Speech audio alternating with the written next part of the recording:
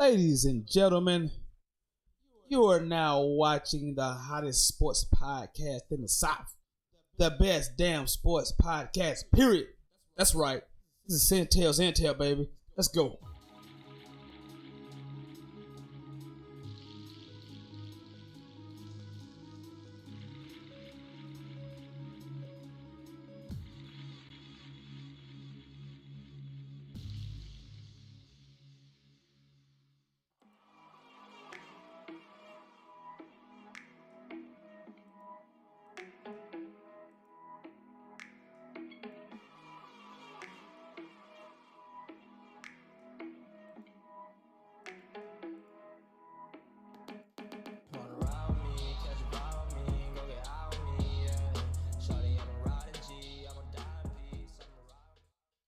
Yes, sir. And with that, we say welcome into the show. Welcome back. If you was here the first time, we tried to do this one time. It didn't actually go like we had planned. But hey, like the song says, you can plan a pretty picnic, but you can't predict the weather. So you cannot predict the weather. But we're back here. And I'm going to tell you right now, if you were here and you heard me say some stuff that I was probably saying a little bit, just kind of tune me out because we're going to get there where we're going. But welcome into the hottest sports podcast in the South, the best damn sports podcast, period. Welcome into Centel's Intel. You know who I am. The one-man dynasty, a.k.a. Mr. No Days Off. That's right, Wesley Centel. I'm in the building. And I was, lots to get into it, but I want let's give a round of applause to everybody who's made it to August. We have made it to the football season. There will be games this weekend. There is a big game down in Orlando to kick off the season. Week 0, Florida Gators, Miami Hurricanes. Can't really call it a rivalry because they don't play. They don't play a whole lot, so you can't really call it a rivalry. But it's a big game, of course, especially for in-state bragging rights, that all that stuff that comes with that. We got a lot to get into. Obviously, gonna get into the AP Top 25 poll, who's too high, who's too low, all of that good stuff. Did they get it right? We don't really care. It doesn't really matter to me. I could care less about a preseason poll.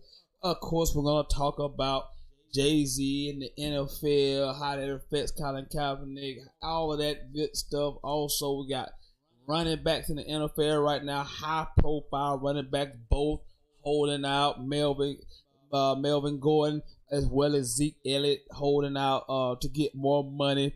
And of course, this is like typically there would be an overreaction Monday, and I call it overreaction Monday because you guys go out, you go to your high school team's games, you watch your college team on Saturday, you watch your pro team on Sunday, and depending on the results, you come in here your Monday, you tell me they're either the greatest thing in the world or the worst team you ever saw. I like to call it overreaction because typically we do overreact to these things. But that's the whole point of this show. I love Overreaction Monday. I like to say what I have to say, get the hell out of the way, move, get my point across, and then let you guys get in here because there's phone calls and comments that I want to get to. The phone number is strolling on the bottom of your screen right now. I will give you the number as well in a little bit. But again, this is the part of the show, people. If you was here earlier and you heard me say the stuff that I'm about to regurgitate again, I apologize, but I have to give my audience the scope of what I was saying earlier because I'm calling this segment, the opening of the show, the opening rant, and it's basically centered around that I am sick and I am tired of the SEC people. And I'm in the SEC. But I'm sick and tired of the SEC people. I'm sick and tired of the SEC propaganda. And if I say I'm sick and tired of the SEC propaganda, good God, I can't even imagine what everybody else is because I'm sick of them. Specifically Alabama, specifically Georgia. I'm tired of their fan bases. I'm tired of their coaches. I'm tired of them ADs. I'm tired of everybody who's affiliated with these programs. And I'm really extremely more disappointed in Alabama because I thought they had more character than that. I thought they were better than that. I thought they would be on this, but they're not any better than Georgia is when it comes to making damn excuses about why they got their asses kicked. When you lose by 4 touchdowns in a national championship game, you are not the better team. Dylan Moses. I don't give a damn what you say. You're not the better team. You're just not. Nick Saban, we wasn't prepared. We wasn't focused. Well, if you ain't going to be focused for the damn national championship game, then when exactly are you going to be focused? When will you be prepared most if you're not ready for a national championship game? Because, this is how typically when you have a national championship game, that's the last game of the season. So I guess they were going to be ready for the next week. I guess they were waiting for the next game they were going to play. I'm not sure. I'm confused. I don't get it. And then this idiot Paul Feinbaum is making. I don't watch his show, but I see his tweets and his retweets and quotes that he says. He's an idiot. Just about everybody on the damn network right now. I can't even watch it. It's unwatchable because it's just excuse after excuse after excuse since January. You got beat. And just like I said earlier, like my old high school baseball coach told me a long time ago, sometimes you just got to tip your cap to the other guy because he was just better. And Clemson was better. We watched that game. We saw one team was significantly better than the other. There was a gap. Clemson was better than Alabama. The scoreboard proved it to be. And despite what people from the SEC network may tell you, despite what people from the Alabama program may tell you, Clemson is better than Alabama or was better than Alabama that night. No and ifs or buts. They got their ass handed to them. And I'm just disappointed because I expect so much more from Nick Saban in Alabama. I thought they would go out like with some sort of character, with integrity. But they had zero. None. And all I've been hearing is excuses. Now is the Clemson playing the ACC. They schedule wasn't tougher than ours. So therefore, a game in January, we had already played our conference schedule all the way through November. It mattered in January. The 30 days off, I guess that wasn't enough. I guess the 4-week layoff wasn't enough. And it makes me like I don't typically just root against people, but now I'm like, I hope you lose now. Like that's just I don't like that mentality, and I'm not so sure if Hollywood Brown plays for Oklahoma in that semifinal game that Alabama doesn't lose that game. But one thing we know for sure, they got their asses beat against Clemson. That's reality. Dylan Moses can spin it. Nick Saban can spin it. Tua can spin it. Paul Feinbaum can do whatever the hell it is that he does. I have no idea how this man is even allowed to be on TV. I have no idea why he's allowed to be on TV whatsoever. But the fact is, they got their ass kicked. Now moving on to Georgia because I don't look. I'm confused. I'm confused. Maybe y'all can help me because I didn't know Georgia had won the last 3 or 4 national championships, had been to the playoffs all 5 years, got multiple Heisman Trophy winners, and I did not know they had become this program to where Sugar Bowls is, we're above Sugar Bowls. We don't care nothing about no sugar. We didn't care. We lost because we didn't care. We didn't want to be at the Sugar Bowl. We're better. We're beyond the Sugar Bowl. We're better than that. Sugar Bowl, we're better than that. We're Georgia. We've won 4 national championships in the last 30 years. We are great. We have so much winning tradition that we don't have to win a Sugar Bowl. We don't have to show up for these things. Now, keep in mind, at the beginning of the game, the reporter asked Kirby Smart, "Hey, coach, are you worried about players worried about the NFL?" No. Are you worried about players not focusing enough? You worry about players actually caring and want to be here? Of course they want to be here. That's what Kirby Smart said at the beginning of the game. That's what he said. Then they get their ass kicked. It's like, oh, we didn't want to be there.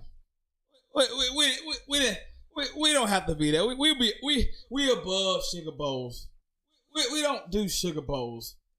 We above that. We we we've won 7 national championships in the last decade or so. We beyond those things. That's not what he said. That's not what Kirby Smart said at the beginning of the game. But Georgia has this sense of entitlement going on right now as if they have done anything. The only thing they've done is recruit really well. That does not win you ball games. Now, it ups expectations because you think you should win ball games. But, and I like to refer to the Georgia fans and the Georgia program as the almost champions of the world. The almost champions of the world think they owe something, think they're above the fray. They got to prove something to me. You go to LSU and get embarrassed last year. You almost beat Alabama. You blew another 4-quarter lead. And then you go to a team in Texas who many would consider before the game not a physical team, next team. Physically dominated Georgia. Don't let the score fool you. They physically dominated and manhandled Georgia. So all of this nonsense about the SEC, and they're good players, the talent level of players, yeah, there are players spread out through that league that are really good. But these teams are not, they're not the 85 Bears. They're not the greatest show on turf. They're not the undefeated, almost undefeated New England Patriots. They're not those teams. They're just not. Very good teams, but they're not great teams. Those teams are not. They can be beaten. Now, Bama is a different story of having only lost 3 games in the SEC in the last 5 years. That's very impressive. They are dominating the conference, but they are dominating, to me, not great teams. Those are not very good teams. They're just not. But this notion that we've let SEC Network and ESPN fool us into believing, into thinking that the SEC is this machine. Now, like I said, 10, 15 years ago, you make that case. You could make that case maybe. But it's to the point where you have teams spread out. Clemson the dominant team in the ACC. Alabama the dominant team in the SEC. Oklahoma is tucked on the Big 12. Now we're going to see what Texas is going to do. Pac-12 is kind of right now. They can't find a way, but this got to stop. SEC people, I can't even watch. It's football season. I don't even want to turn my TV to SEC Network because I don't want to hear any more of this nonsense. Excuses. I have been sick of hearing this mess all summer long. It started after January. Every single player. I haven't heard one Bama player come on and say Clemson was just a better team. Not one. I have not heard that. Not a one. And the almost champs of the world, you need to do something first. Do something first. All right, that's the opening rant, and I'll typically start the show off like that every week now, just going off on a little tangent rant. I got a sub rant. This Antonio Brown situation, just for a second. He's now has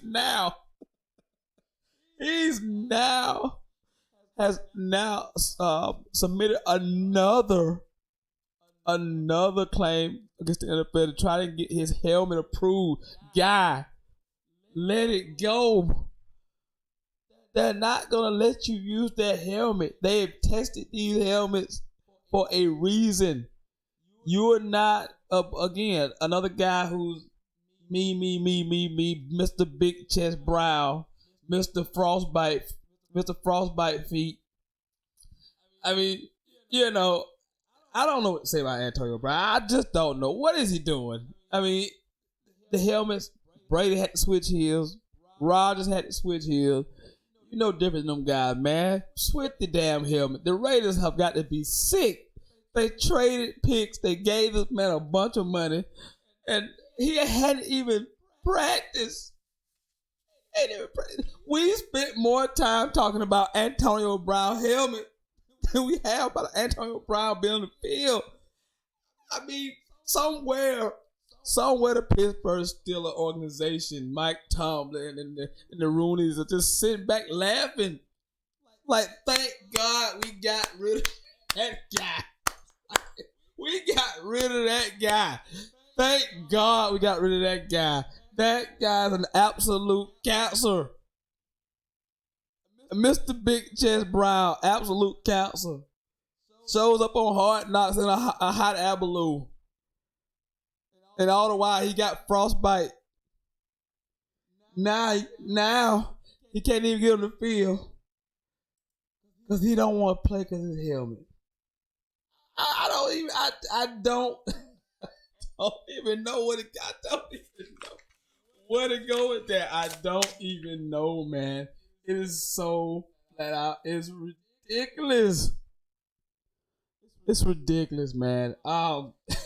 Hey, welcome into the show, man. Centel's Intel live on YouTube. It's your boy, a.k.a. Mr. No Days Off, a.k.a. the One Man Dynasty.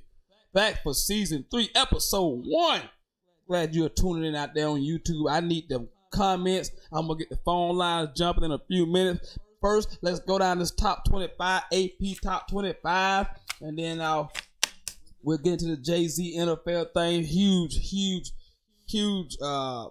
topic of the day. I heard it a lot today on sports shows and all across different outlets. And, you know, everybody got an opinion on it. I got my own opinion on it. I kind of, you can kind of see where my loyalties lie, and people who know me know. They know how I feel about Jay. Other than my family, my kids, and my fiance, I think I love Jay. Jay is like my brother, my big older brother. But we're gonna get into that. Let's get into this top 25 real quick, and then I'll give out the phone number. I want to hear from you guys. Let's see. Top 25. Of course, the Clemson Tigers are number 1. I don't think this is any debate. I don't think this is earth-shattering news. Of course, Clemson should be number 1. After how they destroy Alabama, you bring back Trevor Lawrence, Travis Etienne, Justin Ross, T. Higgins, yada yada yada, on and on and on and on. I know you got to replace the whole D line, but you have recruited very well. But I expect Clemson to be in the mix, of course. At number 2, Alabama. Tua is back. They have 3 of the best receivers in the country on their team. Ruggs, Judy,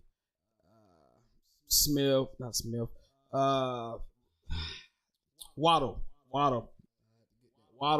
But they should be. It's gonna be interesting to see Alabama this year. Do Nick Saban go back to the ground and pound that he's normally accustomed to, or do he allow Tua to have that freedom last year? Because I think him allowing Tua to have that freedom is what really cost them in their 2 toughest games. You look at the 2 toughest games against Georgia and Clemson, he played awful against elite competition. So you wonder if they want to go back to the ground game with the big back from California. They want to go back to him, kind of get back to the ground and pound the old Nick Saban days. At number 3, the aforementioned Georgia Bulldogs, coming off a Sugar Bowl loss, but again have been recruited very well. Jake Fromm, Swift. They got to replace a lot of guys on the edge. They don't have a lot of returning starters at receiver, not any starters at receiver. Offensive line is the strong point. They have some dogs up front. I mean that literally, some dogs up front, big guys up front that can move people. But they got to be able to get pressure on the quarterback. Haven't been a good team that pressured the quarterback in years. They haven't had a guy that consistently get to the quarterback in a long time at Georgia. So can they get to the quarterback? At 5, Ryan Day's Ohio State Buckeyes. And I say Ryan Day because he's replacing Urban freaking Meyer, who once again leaves you high and dry when it's time, when he feels it convenient. But I told you this last year. I gave it to you first that Urban Meyer would not be back at Ohio State. I told you early last year, and here we are. But Ryan Day steps in today. They named Justin Fields as the starting quarterback. You know, Jay Fields, highly touted quarterback, number 1 in some publications. Him and Trevor Lawrence kind of neck and neck. He was out there to lead 11 count. So highly touted, left Georgia. Got immediate eligibility. Don't know how that happened. But he's at Ohio State. You know, Ohio State is still extremely, extremely talented team, despite Urban Meyer leaving. But we shall see. At 6, LSU. Joe Burrow's back. And LSU is all about the recruiting. Can they get the offense to go with the defense? I mean, some games they look good offensively, and other games, you know, you're like, Oh, the best part about LSU is listening to Ed Orgeron's like press conferences. Like those are the best things, right? Like, because I don't know what he's saying, but it's like the best thing ever. Jeff, I know you from a Louisiana kid, so I don't, I know you understand what Ed Orgeron is saying because you are from Louisiana, so maybe you understand what he's saying, but I love it. I can get a kick out of it. At number 7, and I have no idea why. You see, every stinking year I come on here, preseason show, and I look at the AP poll, and for the last 5 years, and this is no exception, there's a team in the top 10 who has 0. In the same team. 0 business being in the top 10. 0 business. Michigan is at number 7. Now,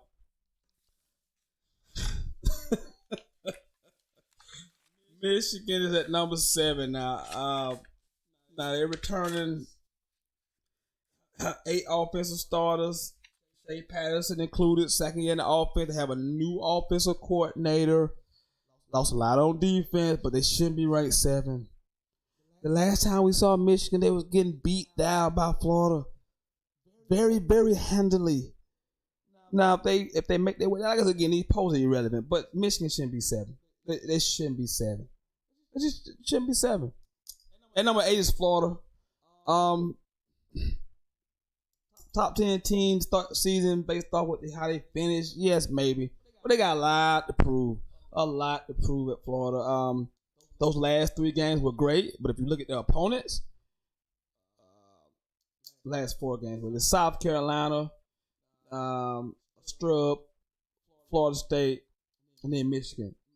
So you look at that schedule, you go, they finished on a high note, but they didn't really beat any good teams. So they have a lot to prove starting this week with the opener against Miami. So we shall see. At number 9, Notre Dame made the playoffs last year. Brian Kelly, Ian Book is back.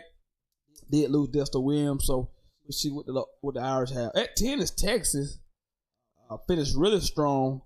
Mixing the beat down to Georgia in the Sugar Bowl. Tom Herman. 3rd season as the head coach of Texas. Sam Ehlinger is back. So we'll see what Texas has. At number 11, interesting team. I'm going to let y'all know, every year I kind of get a team that I'm kind of like super high on, and I shove them down your throats. And and this is the team that I'm super high on right here. And it's surprising it's come from the Pac-12. Oregon. I like Oregon a lot this year. I like the Ducks a lot this year. Justin Herbert. So yeah, I'm high on Oregon right now. High on Oregon. 10 offensive starters returned. The defense returned 7 starters, but I don't know if that's a good thing or a bad thing considering they were trash. They were terrible. They were 29 points a game in Pac-12 play. So is returning starters who gave up 29 points a good thing or a bad thing? I'm not totally sure. But I'm very high on Oregon. Like Oregon a lot. Mario Cristobal. We shall see. At number 12, Texas A&M off a successful first year. Jimbo Fisher had Kelly Mond looking really good last year. I think they went 9-4, maybe 9-5. 9-4, not sure. Totally, I know they had 9 wins. But tough schedule. This schedule is brutal. This is South Carolina type of schedule right here that A&M is going to be facing. So they play at Clemson, they host Bama, they're at Georgia, they're at LSU. So this schedule is brutal, and they won 10 games last year. This is a 10-win team. This is a 10-win team last year. So we shall see. At number 13 is Washington Huskies. At 14, another Pac-12 team. Utah at 14. A lot of people picking Utah to win the big Pac-12 South this year. So we shall see. Penn State's at 15. Auburn's at 16. UCF is at 17. Michigan State is at 18. Wisconsin is at 19. Iowa's at 20. Iowa State is at 21. Matt Campbell crew. 22 is Syracuse. Dino Babers doing a fabulous job. At 23 is Washington State. At 24, Scotts Frost, Nebraska Cornhuskers make the poll. At 25 is David Shaw's Stafford team. So there's your top 25. We've bashed the SEC early in the program. I gave you my top 25, but let's switch gears. Open up the phone lines. You know, I want to talk about the JayZ in the NFL situation a little bit, but if you call in, you want to talk about some other things, you can. 864-378-5943. 864-378-5943. Lines are not open. At the meantime, I will get into a little bit of JayZ and the NFL thing. If you want to call in, chime in on that, or you want to talk about the top 25 poll, or anything that you want to get into for us, college football season about to start. You want to talk about your team's quarterback situation, receiver situation, schedule, all of that. I'm here for you. I'm here for you people. I'm your guide on this journey through the college football season, through the NFL season, and beyond. Season 3, episode 1. I am back. Mr. No Days Off. Oh, yeah. So if you want to get into that, we can. But, you know, I asked early on my poll question today, does JayZ deserve the criticism that he is getting right now? It's twofold, you know. Because I I always tell you people, two things can be true. Two things can be true. True, JayZ is a great philanthropist. He gives millions upon millions of dollars to the community. He's been instrumental in 21 Savage's situation, Meek Mill's situation, a family out in Arizona. He didn't even know him, where he got them representation so they could sue the city. So he's done these incredible things. But in this case, he's dead wrong. He's dead wrong and deserves every bit of criticism that he is receiving. And I know it's chess and not checkers, but I'm kind of holding out hope that there's some silver lining in this. But right now, this looks like a selfish play. It's early, but the tea leaves. The things that he has said have rubbed me the wrong way. Like I said, I love Jay. That is my guy. I don't think I can't even believe I'm saying this about Jay. I'm so disappointed. I'm more disappointed than I've ever been in him in my life right now. Because you're trivializing the whole movement by dismissing kneeling as just some form of it was just like it's blasé. One guy lost everything, sacrificed everything because he thought it was that important, in which it was. But I've seen Jay wear Kaepernick jerseys. I've seen Jay support Kaepernick, say things on stage and praise him. I seen Jay turn the Super Bowl down and then rap about it.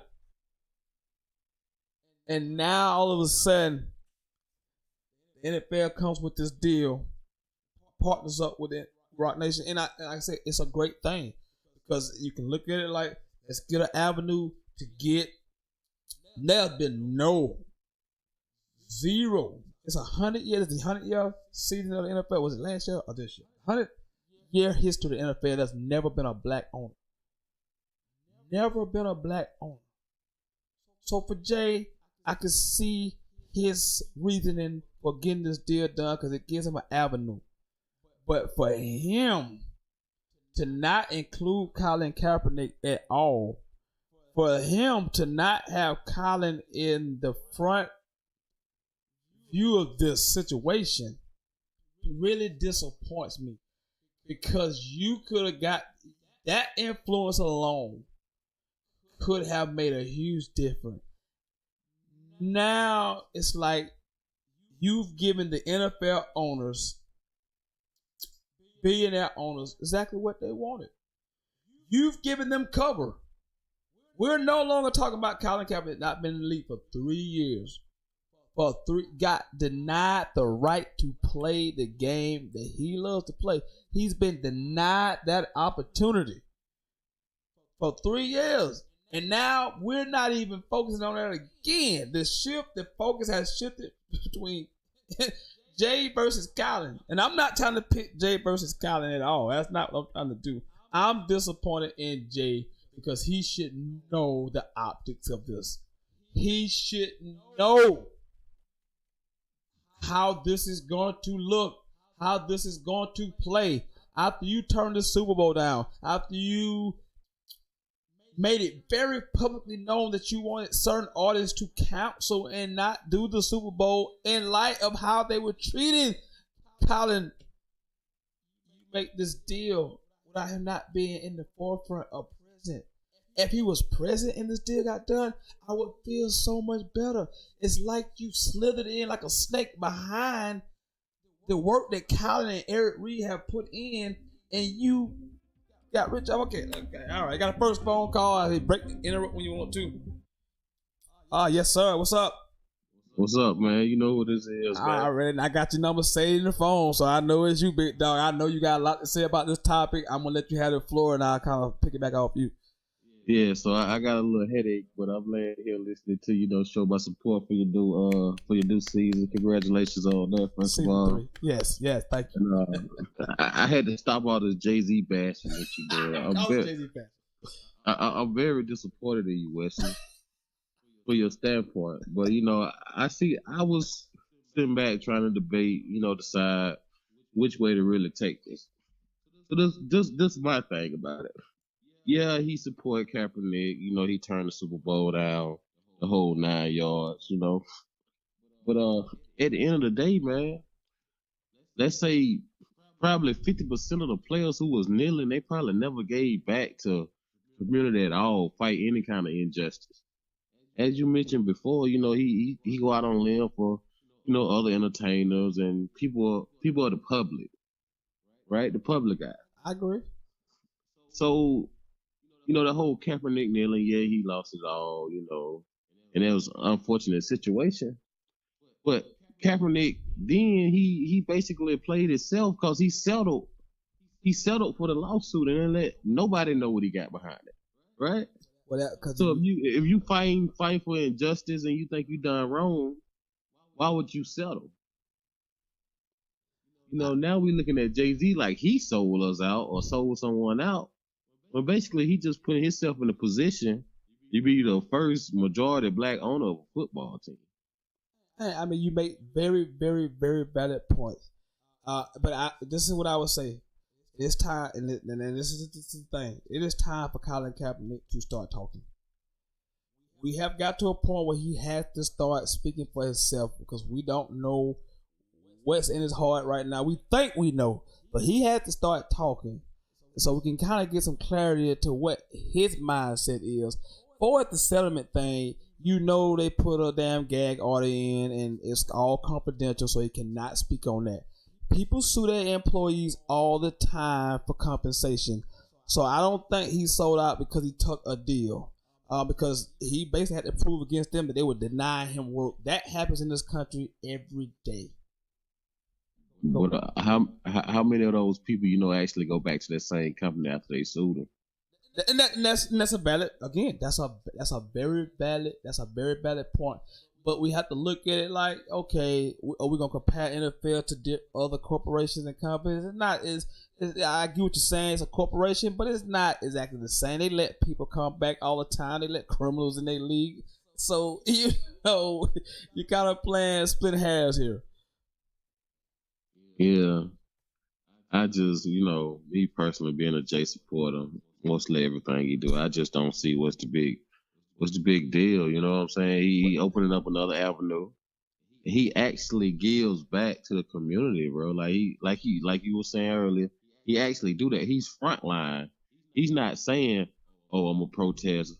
We're being oppressed." He actually does his with actions. There's a lot of people who just speak and talk and never do anything about it. Yeah, they join with the kneeling and all that, but that was free. But when push comes to shove, a disaster can happen tomorrow. So it don't even have to be a black family. If he sees something wrong with it, he gonna step in and do what he do. Right? I agree with that. I mean, I agree with that. I appreciate the phone call, bro. Thank you for tuning in and watching. All right, man. You take it easy.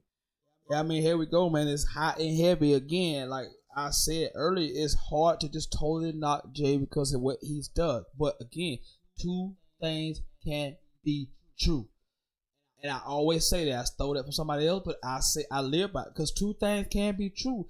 You can sell out, and I'm not calling him sell out, but people want to use the word sell out. I can see how you would use the word sell out and still be donating to your community. He used his platform and his stature to get in good with the NFL. My issue is it's like you circumventing Colin. Like it would be different if you didn't never support Colin. It'd be different if you never wore the jerseys. It'd be different if you just went there and say, well, I ain't even got nothing to do with the situation. I'm gonna handle me.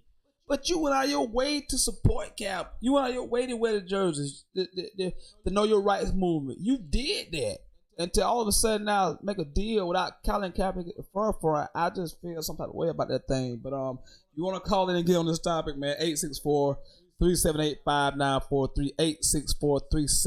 864-378-5943 is the number. Talking Jay in the NFL. Top 25 AP poll came out today. This college football season is in the air. Antonio Brown is acting a fool once again, filing another grievance against the NFL. I have no idea what this guy is on. I know he with the Raiders now, so I'm pretty sure the weed is good out there. So maybe he's getting that California, good stuff. So I don't know. I really don't understand what the hell is the understanding of what's going on with Antonio Brown. I have zero idea of what's going on with Antonio Brown right now. If you want to get in, 864-378-5943, 864-378-5943 is the number. You're watching the hottest sports podcast in the South, Centel with yours truly, Wesley Centel, a.k.a. Mr. No Days Off, a.k.a. the One Man Dynasty. I'm in here, season 3, episode 1. Give you an hour tonight, and I'll be back here tomorrow night with a guest for another hour.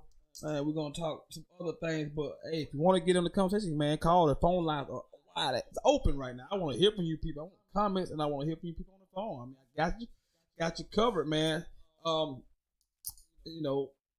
NFL right now, we got a couple big time, high profile holdouts going on right now. We got Zeke Elliott holding out for more money.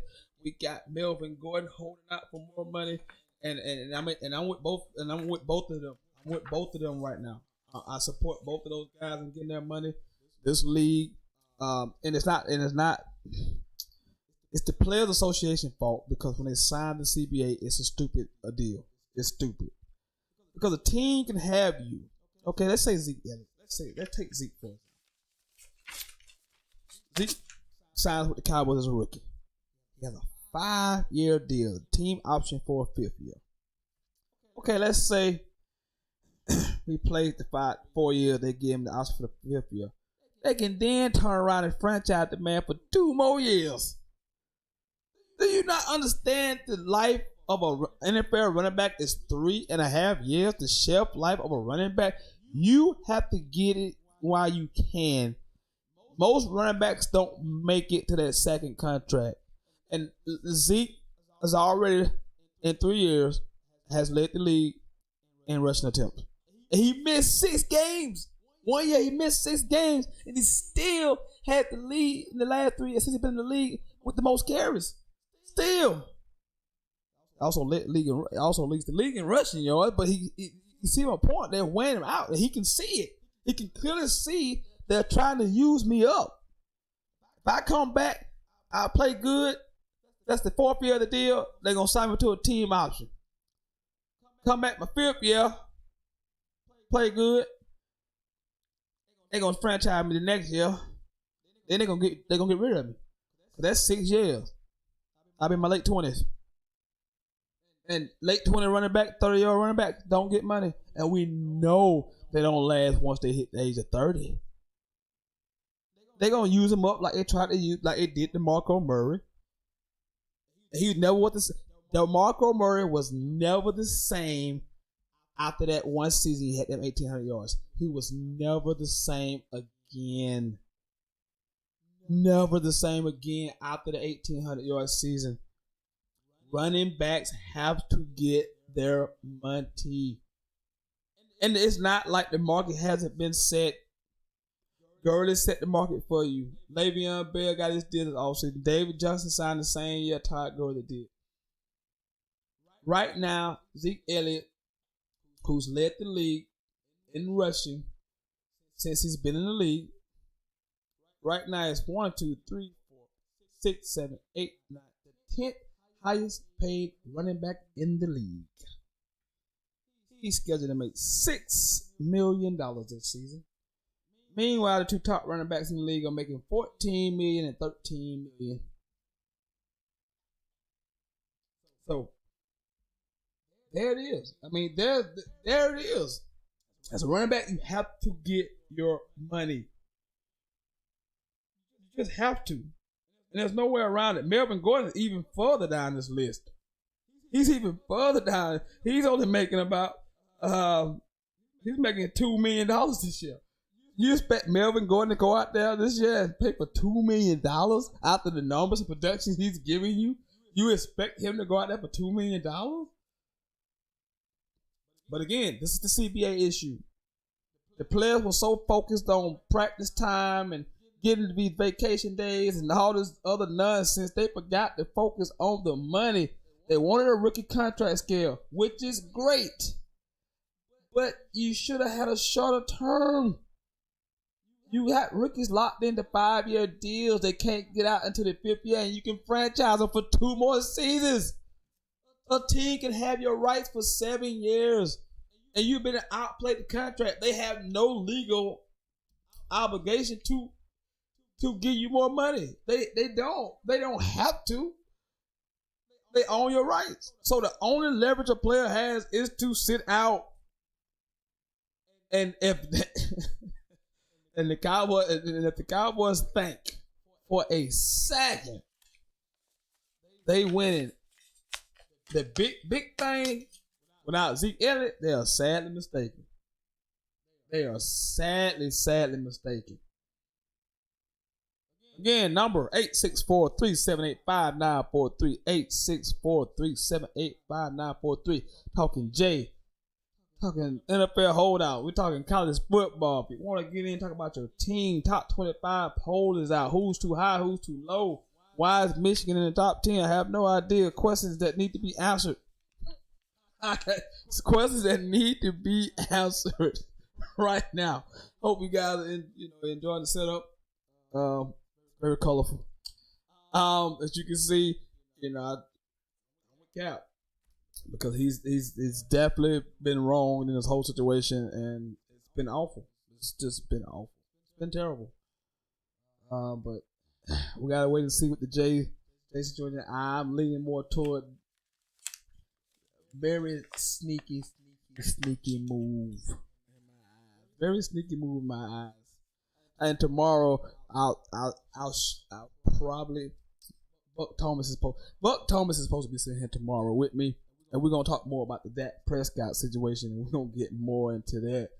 He'll come on here and try to defend Dak turning down $30 million. And I'll listen to all of it and try not to puke as he tells me all this information. But he'll be here tomorrow, and we'll talk more about the Dak situation. But I'm here right now. I'll be here for another 15, a little after 9 o'clock. Fastest hour in sports talk. I'll see you guys watching. I need the phone calls, 864-378-5943, 864-378-5943. Man, 8 o'clock, my 49ers were playing at 8 o'clock, after 8 on Monday Night Football. I went in there and checked some of that out, and I'm going to tell you something. I got physically sick watching our offense. It was bad. It was really, really, really bad. It was bad. It was bad. I can't. I'm not even. I'm not even about to attempt to try to justify what I saw in 3 drives. I saw just awful. It looked like rec league football, and that may be insulting rec league. That may be insulting to rec league football. That's how bad it was. It was that bad. It was that bad. It was really, really bad, man. Get in here, guys. 864-378-5943.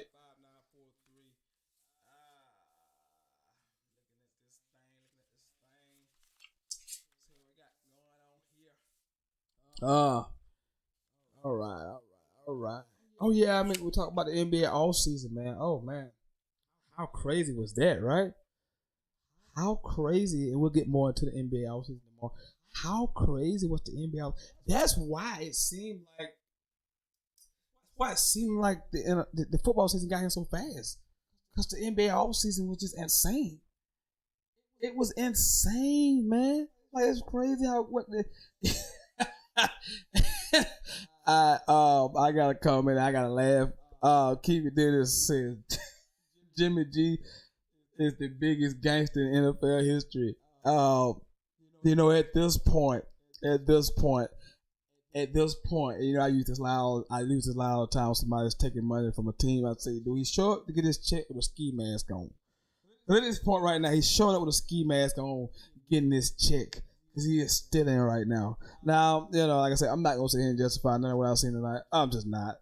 I refuse to. I'm not going to get into that game. $137 million, $90 million guarantee. I'm not about to get into these games. I'm not. He said no ski man. He walked in there with no ski man. That's even worse. I don't damn know. Oh God, it was awful. It was awful. I didn't know if I could come back on here tonight, but that allowed me the time to get my ass back in here and say, let me do this show because it's the season premiere and I had to get the season premiere in. You know what I'm saying? I had to get the season premiere in for you people. Again, appreciate everybody watching right now. Here for another 10, 15 more minutes, man. Get them phone calls in here, man. Get them comments in here. I know you guys want to discuss this college football season. I know you guys want to discuss the NFL. I know y'all want to discuss college football. So get in here, man. You out there watching? Give me some comments. Phone calls needed. Yeah, I was talking about the NBA. Man, the NBA all season was just ridiculous, man. Ridiculous, man. I've never seen anything like it. I mean, great players switching leagues, switching conferences. It was crazy. And now you look at the league and it's like, wow. So much talent scattered throughout the league right now, and we have no idea. Vegas has favorites, but we don't have no idea. And it's fun. It's fun to go into a season not knowing, not having a hands down favorite. It's really fun to not have a hands down favorite going into the season. I mean, I love it. I love it, man. It's awesome. Super, super fun, but that was crazy. Every day was like news. And then the biggest domino fell like late 4th of July. Well, it might have been after 4th. It was after 4th of July. Kawhi signed. That shocked the world. Him and Paul George teaming up to go to the Clippers. No one seen that coming. That was crazy. And I mean, it was just unbelievable. I'm so looking forward to the NBA season. It's gonna be crazy. In NBA news, a couple of days ago, DeMarcus Cousins, who the Lakers signed in this offseason, tore his ACL, so he's likely done for the season, and it's sad. His body is clearly breaking down. The Achilles, the quad, now the ACL. So it's just sad to watch that. Injuries are a part of sports that it's very difficult, man. It's very tough to watch. See a guy who you know is super talented, and now his body is giving up on him. Is breaking down on him. So it's really hard to watch, man. But go back over this AP poll one more time. If you want to get in 864-378-5943. Figure we'll have a lot of conversation about the JayZ and NFL, but not as much as I thought we would have. At number one in AP poll, Clemson at number one. Alabama's 2, Georgia's 3, Oklahoma's 4, Ohio State is 5, 6 is LSU, Michigan is 7, 8 is Florida, 9 is Notre Dame, 10 is Texas, 11 is Oregon, 12 is Texas A&M, 13 is Washington, 14 is Utah, 15 is Penn State, 16 is Auburn, 17 is UCF, 18 is Michigan State, 19 is Wisconsin, 20 is Iowa, 21 is Iowa State, 22 is Syracuse, 23 is Washington State, 24 is Nebraska, 25 is Stanford. Other teams receiving vote: Missouri. I want to talk about Missouri a little bit, for obvious reasons. Kelly Bryant transferred to Missouri. Now they can't go to a bowl game because the NCAA is a bunch of idiots. They routinely go out the small programs that won't fight back, but won't go out to the big time programs because they have no backbone. But anyway, Missouri is a team to watch out for.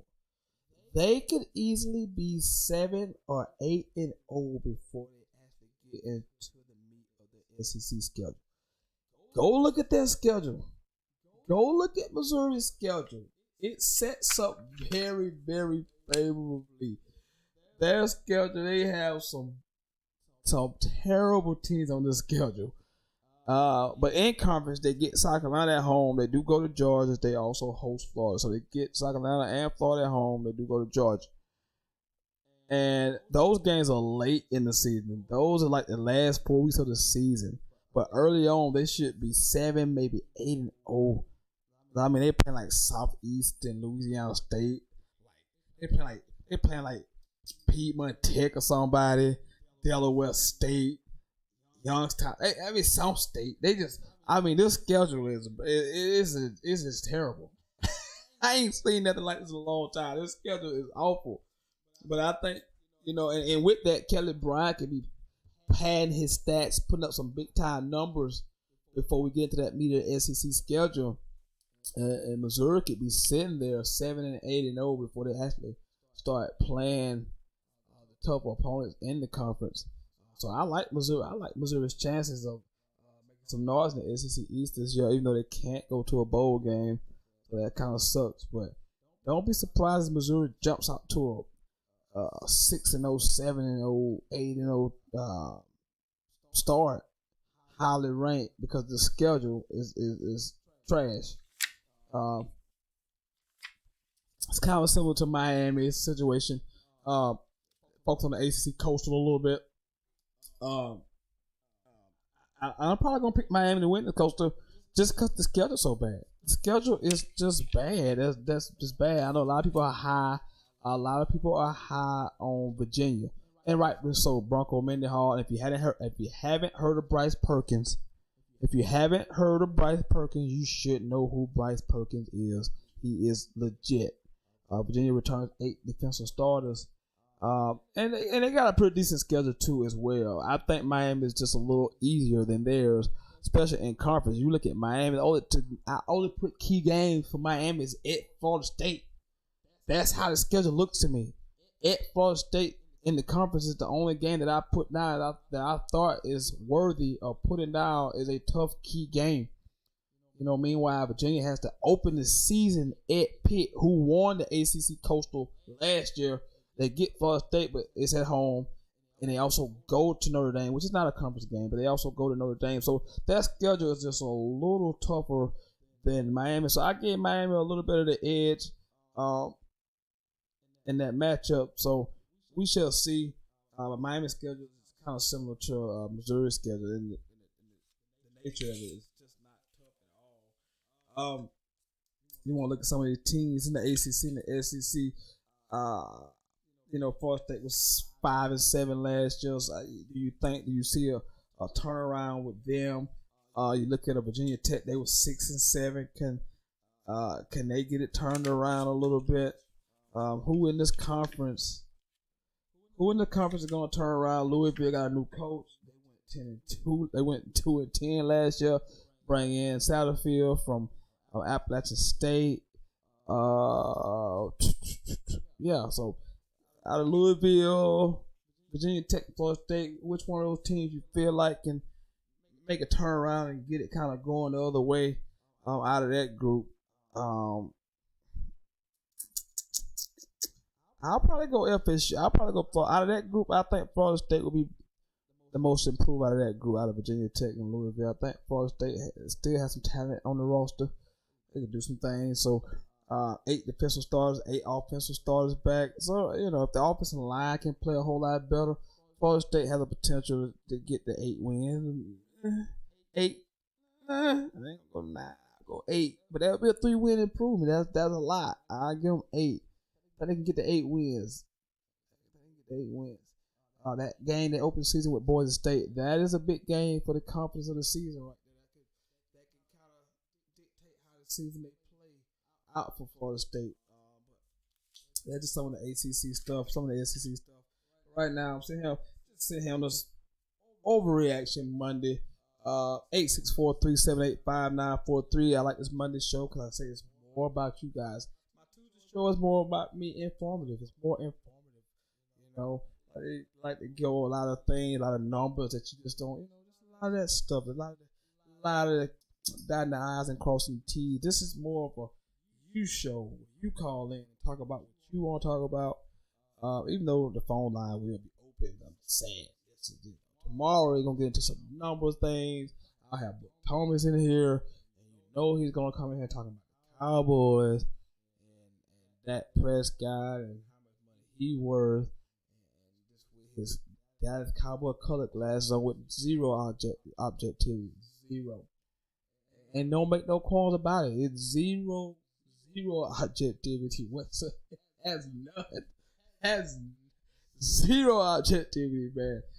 Oh my God, crazy. What a first show it's been. It's been fun. I cannot believe it's season 3 already of this show. It started from a cell phone and then we went to a laptop. Garbage. Then we went to a studio. It got better. It just keep getting better and better every year. I just want to keep getting it better, improving the show every year. And I'm always looking for suggestions. If you have suggestions, inbox me on Facebook. Comment on my Facebook. Come on here, comment. I'm always looking for suggestions on how to make this show better, how to make it cutting edge. Because it can't just be about me. It can be. I can make it about me. Clearly I could carry this show. I don't want to carry the show. I want to let you people get involved because you tell me all the time how much you know about sports. You talk about sports all the time when I'm around you people. So I want to give you an opportunity to let everyone else know how much you say you know about sports. So I'm trying to put you in there. I'm trying to get you there. So that's where I'm at. I'm trying to put you out there like that. Because I want to hear it from you guys. Don't let me take up the whole show. Don't let me talk the whole show. You understand what I'm saying? I know. Because I know what I know. I want to know if you know what you say you know. Because the show is clearly called Centel's Intel. So that lets you know. The world know that I know what I know. I am the face of the sports talk industry right now. I am the man of the South. That's what I do. Best sports podcast in the South right now. Centel's Intel. Weekdays at 7 p.m. Typically Mondays and Thursdays. But I'll be back tomorrow because I will have 2 shows in a row to start this season. I want to start the season out with a bang. Should have Tony Thomas in the house tomorrow. If not, we'll make arrangement. But we should have him in the house tomorrow. He'll be here. A good first show. Love the audience. Love the feedback. Want more from you people. I want more for you this season. I'm giving you more. I want more from you this season. Tell me what you want, but I need more from you. I need that more phone calls. I need more comments. I need your feedback. I need that. That's how we're going to make this show click and do what it do, baby. It can't just be about the host. It can't just be about Weston Centel. It just can't be about me. I don't want to make it about me. Centel's Intel right here live on YouTube, man. Got about another minute or so, and we're gonna get out of here. Glad everybody tuned in. Sorry for the delay. It's typically gonna be 7 o'clock. Not gonna be calling this late. I know it's kind of getting a little late for some of you first shift people out there. Kind of getting late for you, so sorry about the delay. But I appreciate everybody tuning in for the first episode of the season. Man, it's been a joy. It's been fun. I will see you guys tomorrow. Thanks for tuning in, everybody. Season 3 is underway. You have just watched the best damn sports podcast, period. The hottest sports podcast in the South. You have just watched Centel's Intel. I will see you guys tomorrow. I am out. Peace.